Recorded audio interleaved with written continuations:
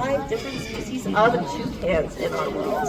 Now that is in fact not a fashionable wig on top of his head, that is modified feathers. Now, scientists don't know exactly why he's evolved to look like that. A good guess is it's because he coexists with many other toucan species in the marshlands in South America. So having a distinct look like that makes it easier for him to find his friends. Now, all toucan species are what we call frugivores, and that word simply means that they live. And how many of you guys have seen a wild turkey before? Oh, a whole bunch. That's what I was expecting.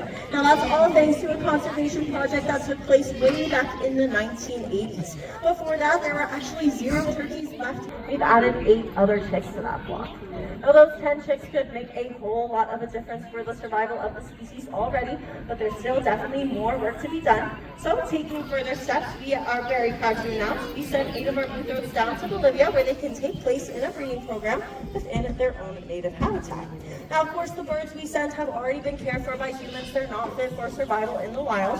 So our ultimate goal is to have their offspring get used to the climate. First things you may notice about these two are those gorgeous, bright, and beautiful colors. Now they stand out here in our dull safari environment, but in their natural habitat, these colors look incredibly bright up. Now parrots can be found all across the globe in a variety of different habitats, and that's why they come in so many different colors. Now parrots also have what we call zygodactyl feet. Now what is that big fancy? As you can see, Fever is using her right foot, while Benny here is using her left foot. And just like us, parrots exhibit left and right dominance. However, unlike us, they are more commonly lefties than Benny, which makes Fever our odd man out.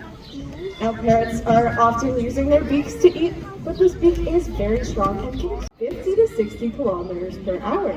That's about as fast as we're driving through our towns and our cities. And of course, going that fast, they have to have a way to help steer and slow themselves down, and that's where those big, long tail feathers come in. It acts as a counterbalance as the parrot makes tight corners, and it can also be fanned out to help put on the brakes so they can make a soft and safe landing. But I'd like to say that these two have done a lovely job. Reggie, but lucky for us, Speedy has a very unique sound to her as well. Let's see what she's got to say. That sweet and sugary voice is very, very typical in the cockatoo world. But do not let cute little Petey here fool ya. A cockatoo's call is one of the loudest sounds in the animal kingdom, reaching up to 135 decibels. Now to put that into perspective, that is still 15 decibels louder than the average rock concert. So very, very loud indeed. Knowing this, it may come as no surprise. Unfortunately, Petey's wild counterparts can be considered pests where they're from, especially with their...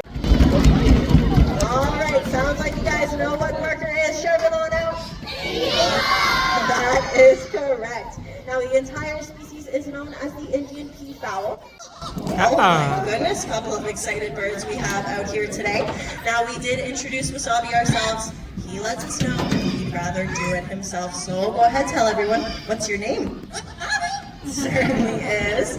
Now these guys are very, very smart birds. That means they have their very own unique personalities, just like you and I do. So I'll introduce you to them just a little bit further. Eddie here, one of the nosiest birds I've ever met. She's always asking us this question as we complete our chores in the morning time. What you doing? What you doing?